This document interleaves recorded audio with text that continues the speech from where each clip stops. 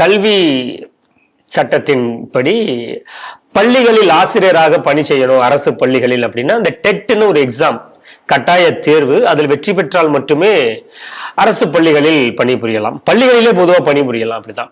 அதுல 1லிருந்து 6ஆம் வகுப்பு வரை, அப்புறம் 6லிருந்து 8ஆம் வகுப்பு வரைன்னு 2ஆ பிரிச்சிருக்காங்க. இதற்கான தேர்வு ரிசல்ட் 2 நாளைக்கு முன்னாடி ரிலீஸ் ஆயிருக்கு. 3,30,000 பேர் எழுதியிருக்காங்க. அதுல தேர்வு அடைந்தது என்னமோ 1,50,000 பேர் தான் தேர்வு அடைஞ்சிருக்காங்க. இதுல இடைநிலை ஆசிரியராக தேர்வு எழுதியவர்கள்ல 50% மட்டுமே தேர்ச்சி பெற்றிருக்கிறார்கள். இந்த செய்தி எப்படி பாக்குறீங்க? பாரதியார் தன்னுடைய பாட்டுல பாடியிருக்காரு, கல்வி சிறந்த தமிழ்நாடு. நீ கேள்விப்பட்டிருப்பீங்க. இப்ப இந்த செய்தியை கேள்விப்பட்ட உடனேயே எனக்கு ஒரு டங் ட்விஸ்டர் ஞாபகத்துக்கு வருது. அந்த டங் ட்விஸ்டர் என்ன சொல்றேன், இந்த செய்திக்கு அதுக்கு என்ன சம்பந்தம் நீங்க சொல்றீங்களா? பைத்தியக்கார அந்த நோயாளிக்கு வைத்தியம் பார்க்கக்கூடிய பைத்தியக்கார டாக்டருக்கே பைத்தியம் பிடிச்சிடுச்சுன்னா, அந்த பைத்தியக்கார டாக்டருக்கு எந்த பைத்தியக்காரனுக்கு வைத்தியம் பார்க்கக்கூடிய டாக்டர் வைத்தியம் பார்ப்பார்? இந்த டங் ட்விஸ்டர் வேகமா சொல்லணும். நானே தடுமாறிட்டு 2 முறை. புரிஞ்சிருக்கும்னு நினைக்கிறேன். இது ஒரு டங் ட்விஸ்டர். இப்ப இந்த டங் ட்விஸ்டருக்கு இந்த செய்திக்கு என்ன சம்பந்தம்? கேளுங்க. தொடர்பு படுத்துக்க அப்படிங்கிற மாதிரி எதுவும் புரியல அப்படின்னு சொல்லிட்டு இந்த செய்தியை ஒருத்தர் சமூக வலைத்தளத்துல போட்டு, இவர் இதை போடல, அந்த நான் முதல்ல சொன்னதை போடல, அதை தழுவி தமிழ் அதே போல எழுதியிருந்தார். ரொம்ப அழகா எழுதியிருந்தார். இதற்கான டங் ட்விஸ்டர் அப்படின்னு போட்டு, மக்குமானவனுக்கு பாடம் எடுக்கக்கூடிய ஆசிரியரே மக்காக இருந்தால் அந்த மக்குமானவனுக்கு பாடம் எடுக்க வேண்டிய ஆசிரியருக்கு யார் பாடம் எடுப்பார் அப்படின்னு போட்டு புதிய டங் ட்விஸ்டர் போட்டிருந்தார். சரிதானே? ஆக தமிழகத்தினுடைய நிலைமை எந்த அளவுக்கு மோசமாக இருக்கின்றது என்பதற்கு, கல்வி தரத்தை பற்றி தெரிஞ்சு கொள்வதற்கு இந்த ஒரு நியூஸ் போதும். எவ்வளவு மோசமா போயிட்டு இருக்கு பாருங்க. இதுல வேற என்னன்னா, நல்ல ரிசல்ட் காமிக்கணும் என்பதற்காக இந்த கொஸ்டின் பேப்பரை ரொம்ப ஈஸியா தயார் பண்ணிருக்காங்க. அப்படி ஈஸியாக சுலபமாக தயார் பண்ண கொஸ்டின் பேப்பர்லயே இதான் ரிசல்ட் அப்படின்னா எந்த அளவுக்கு கல்வித்தரம் பார்த்துக்கோங்க. இப்ப இந்த செய்தி 2 பத்திரிகையில வந்திருக்கு. தினமலர்ல நீங்க சொன்னது செய்தி வந்திருக்கு.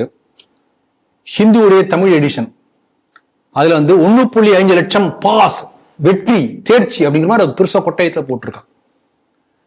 அப்ப எந்த அளவுக்கு உண்மையிலேயே மறைத்து ஒரு செய்தி அப்படி ஒரு வேற மாதிரி ஒரு ஆங்கிள் பிரசெப்ஷன் இப்படி கொடுக்குறாங்க பாருங்க.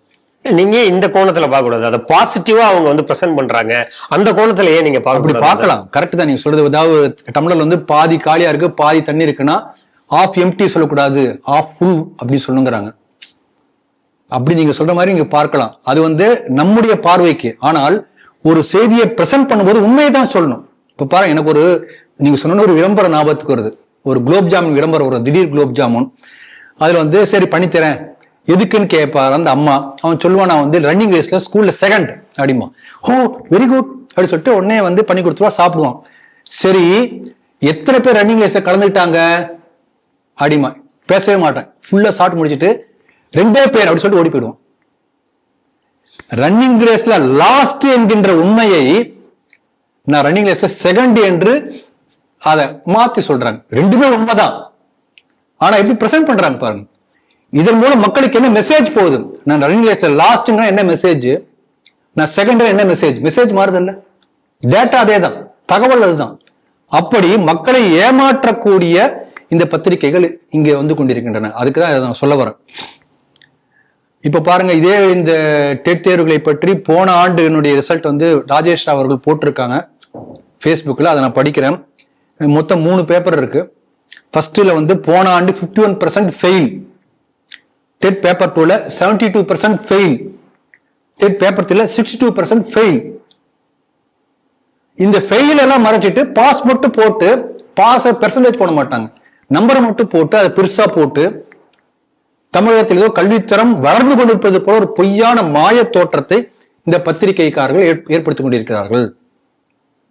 இதுல வேற என்னன்னா, ஒரு தமிழக அரசுடைய கல்வி சாதனைகளை பற்றி ஆசிரியர் வேடம் போட்டு தமிழக அரசு ஒருத்தர் அவங்க ப்ரமோட் பண்றாங்க ஒரு வீடியோல. அந்த வீடியோல யார் இருக்காங்கன்னு பார்த்தா, ஒரு இன்ஸ்டால ஒரு பிரபலமான பாட்டான், நான் பார்க்கல ஆனா பல பேர் போட்டிருந்தாங்க, ஆலப்புழா அம்முக்குட்டி ரம்மு ஊத்துதுன்னு ஒரு பாட்டான். கிளுகிளுப்பா அந்த பாட்டை அவங்க பாடுறாங்க. அப்படியே பல மில்லியன் கணக்குல அந்த வீடியோ போயிட்டு இருக்கு.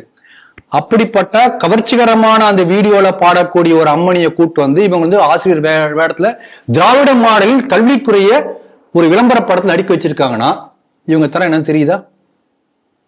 அப்ப மக்களை எப்படியா ஏமாத்துறாங்க புரிஞ்சுக்கிட்டே நான் சொல்றேன். இன்னும் அந்த பாட்டு வரியெல்லாம் கேட்டா மகா மட்டமா இருக்கு, நான் சொல்ல மாட்டேன். இது சொல்றதே எனக்கு கஷ்டமா இருக்கு. சீட்டினுடைய தரம் கெட்டு போயிடும். அதனால இவங்களை ஏன் நீட் எதிர்க்கிறாங்க நம்ம தெளிவா தெரிஞ்சுக்கலாம். இப்ப பட்ஜெட் பற்றி விவாதம் நடக்கும்போது கூட என்ன பேசணும்? பட்ஜெட் பத்தி விவாதம் நடக்குது பார்லிமெண்ட்ல.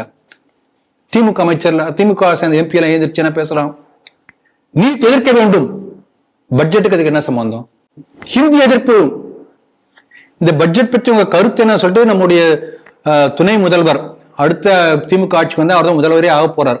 அவர் போய் பத்திரிகையாளர் கேள்வி கேட்கிறாங்க, பட்ஜெட் பத்தி உங்க கருத்து என்னன்னு கேட்டா என்ன பதில் சொல்லணும்?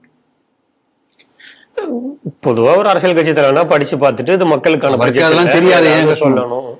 என்ன செய்தாலும் பாஜக தமிழ்நாட்டுக்குள்ளே வரவே வராது, வர விடமாட்டோம். இந்த பதில். இப்படிப்பட்ட அமைச்சர்களும் துணை முதலமைச்சர்களும் முதலமைச்சரும் கல்வி அமைச்சரும் இருந்தாங்கன்னா தமிழ்நாட்டில் எப்படி கல்வி உருப்படும் சொல்றேன். அதனால இந்த தரமற்ற கல்வி தமிழ்நாட்டில் இருக்கின்றது என்பதை மறைப்பதற்காக பல மாயாஜால வேலைகள் பண்ணிட்டு இருக்காங்க. பத்திரிகைகளை வைத்து, இதே போல அந்த கிளுகிழுப்பு நடிகைகளை வைத்து மாயாஜால வேலைகள் பண்ணிட்டு இருக்காங்க. அதை மறைப்பதற்காக நீட் எதிர்ப்பு நாடகம் அதான் நடந்து கொண்டிருக்கிறது. ஆகவே தமிழகத்தினுடைய கல்வி நிலை மிக மோசமாக போய்கொண்டிருக்கிறது. பல முறை செய்திகள் சேனல்களில் பேசியிருக்கோம், பல தரவுகளை சொல்லியிருக்கிறோம்.